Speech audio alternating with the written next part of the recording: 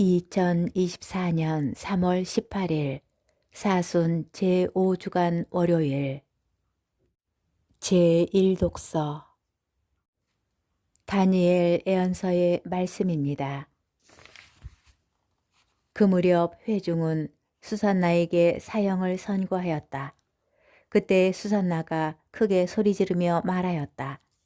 아, 영원하신 하느님, 당신께서는 감추어진 것을 아시고 무슨 일이든 일어나기 전에 미리 다 아십니다. 또한 당신께서는 이 자들이 저에 관하여 거짓된 증언을 하였음을 알고 계십니다. 이 자들이 저를 해치려고 악의로 꾸며낸 것들을 하나도 하지 않았는데 저는 이제 죽게 되었습니다. 주님께서 수산나의 목소리를 들으셨다. 그리하여 사람들이 수산나를 처형하려고 끌고 갈 때 하느님께서는 다니엘이라고 하는 아주 젊은 사람 안에 있는 거룩한 영을 깨우셨다. 그러자 다니엘이 나는 이 여인의 죽음에 책임이 없습니다 하고 큰 소리로 외쳤다. 온 백성이 그에게 돌아서서 그대가 한 말은 무슨 소리요 하고 물었다. 다니엘은 그들 한가운데에 서서 말하였다. 이스라엘 자손 여러분, 여러분은 어찌 그토록 어리석습니까? 신문을 해보지도 않고 사실을 알아보지도 않고 어찌 이스라엘의 딸에게 유죄 판결을 내릴 수가 있습니까? 법정으로 돌아가십시오. 이 자들은 수산나에 관하여 거짓 증언을 하였습니다. 온 백성은 서둘러 돌아갔다. 그러자 다른 원로들이 그에게 말하였다. 자, 하느님께서 그대에게 원로 지위를 주셨으니 우리 가운데에 앉아서 설명해 보게. 다니엘이 저들을 서로 멀리 떼어 놓으십시오. 제가 신문을 하겠습니다. 하고 말하였다. 사람들이 그들을 따로 떼어 놓자 다니엘이 그들 가운데 한 사람을 불러 말하였다. 악한 세월 속에 나이만 먹은 당신, 이제 지난날에 저지른 당신의 죄들이 드러났소. 주님께서 죄 없는 이와 의로운 이를 죽여서는 안 된다고 말씀하셨는데도 당신은 죄 없는 이들에게 유죄 판결을 내리고 죄 있는 자들을 놓아주어 불의한 재판을 하였소. 자, 당신이 참으로 이 여인을 보았다면 그 둘이 어느 나무 아래에서 관계하는 것을 보았는지 말해보시오. 그자가 유향나무 아래요 하고 대답하였다. 그러자 다니엘이 말하였다. 진정 당신은 자기 머리를 내놓고 거짓말을 하였소. 하느님의 천사가 이미 하느님에게서 판결을 받아왔소. 그리고 이제 당신을 둘로 베어버릴 것이요.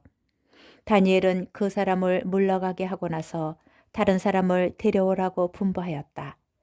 그리고 그자에게 말하였다. 유다가 아니라 가나안의 후손인 당신, 아름다움이 당신을 호리고 음욕이 당신 마음을 비뚤어지게 하였소. 당신들은 이스라엘의 딸들을 그런 식으로 다루어 왔소.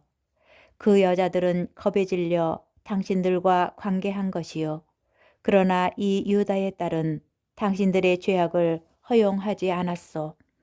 자, 그러면 관계하는 그들을 어느 나무 아래에서 붙잡았는지 나에게 말해보시오.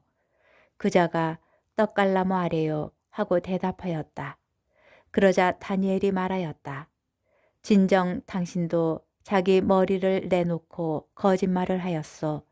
하느님의 천사가 이미 당신을 둘로 잘라버리려고 칼을 든 채 기다리고 있어. 그렇게 해서 당신을 파멸시키려는 것이요. 그러자 온 회중이 크게 소리를 지르며 당신께 희망을 두는 이들을 구원하시는 하느님을 찬미하였다. 다니엘이 그 두 원로에게 자기들이 거짓 증언을 하였다는 사실을 저희 입으로 입증하게 하였으므로 온 회중은 그들에게 들고 일어났다. 그리고 그들이 이웃을 해치려고 악의로 꾸며낸 그 방식대로 그들을 처리하였다. 모세의 율법에 따라 그들을 사형에 처한 것이다. 이렇게 하여 그날의 무죄한 이가 피를 흘리지 않게 되었다. 주님의 말씀입니다. 복음, 요한복음 8장 1절에서 11절의 말씀입니다.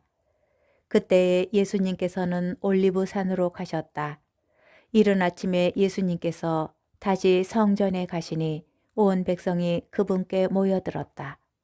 그래서 그분께서는 앉으셔서 그들을 가르치셨다.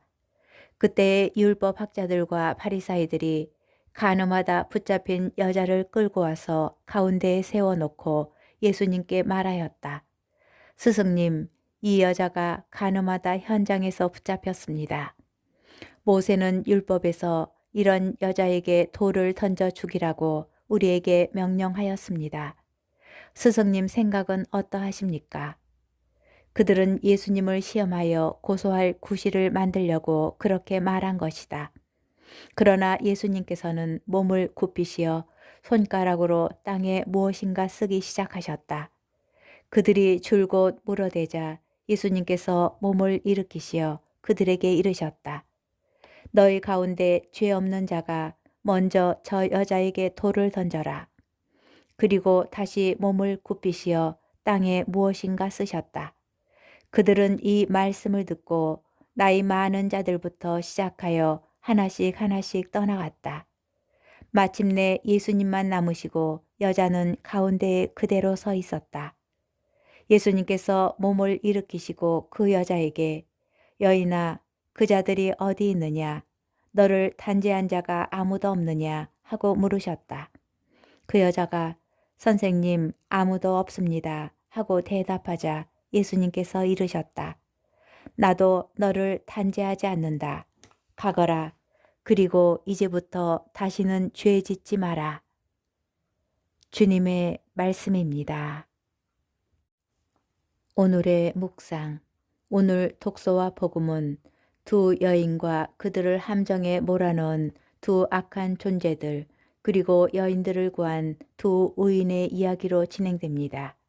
수안나는 죄가 없지만 욕망을 품은 두 원로의 덫에 걸리고 간음한 여자는 현장에서 붙잡혀 죽을 위기에 놓입니다.